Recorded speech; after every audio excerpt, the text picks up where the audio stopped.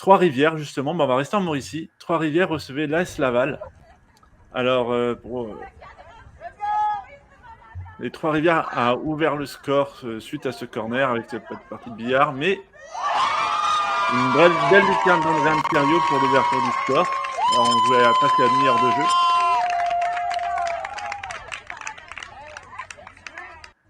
Et puis la même André Thériault a aggravé le score en deuxième période pour sur penalty, juste après l'heure de jeu.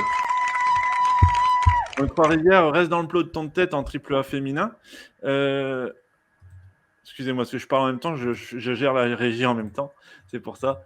On va continuer avec le FC Révolution, qui poursuit sa remontée après avoir perdu contre Trident son premier match, et puis là, qui revient.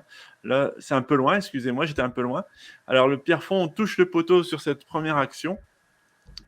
Et sur le corner qui suit, les joueuses de l'île de Montréal vont ouvrir le score sur cette belle frappe de Calista Yanakoulias en deuxième mi-temps. Alors, le FC Révolution réagit assez rapidement avec une première frappe de Sandrine Peva à l'heure de jeu.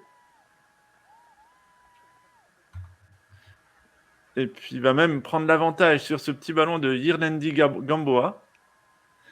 Donc là, à ce stade, la Révolution aussi entame sa remontée. Et puis sur un magnifique coup franc lobé, Sandrine Peva donne la victoire au FC Révolution.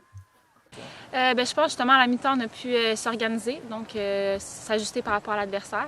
On a resserré dans le fond les lignes entre nos défenses, nos milieux, nos attaques. Puis je pense qu'on était beaucoup plus agressifs aussi sur le ballon en deuxième mi-temps, donc on était chercher le ballon plus souvent qu'on pouvait.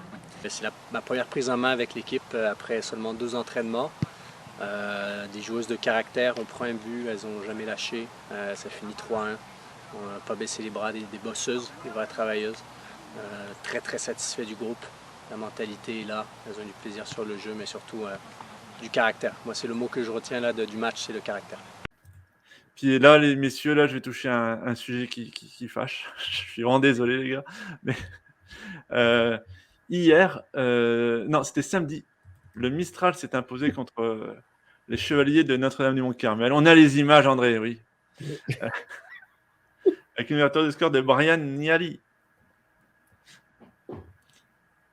Alors, après, vous êtes tenu, alors si tu veux, si tu peux en parler, parce que vous avez bien tenu la première mi-temps. Après, il y a ce magnifique retourné de Mirko Hamel que plusieurs clubs de PLSQ visent, mais qui semble attaché à l'Estrie. Alors après, troisième but de Cédric Lavallée, vous messieurs, à ce moment-là, comment réagir? C'était un match compliqué, c'est ça? Je vais laisser parler Phil. Non, mais je pense qu'il y a un truc, je pense que ça devient une légende à Mont-Carmel. Les débuts de saison sont toujours le premier match. Ça, c'est incroyable. Là, moi, je pense que les gars, tu mets 50 pénaltys, ils n'en mettront pas un, tu vois. Mais je crois que c'est un groupe incroyable. C'est un groupe incroyable qui a énormément de talent, énormément de jeunesse. Et voilà, il faut qu'ils apprennent. Il faut qu'ils apprennent à être concentrés, à croire en eux. Mais c'est ça. Moi, je constate il faut qu'ils apprennent à gérer leurs émotions.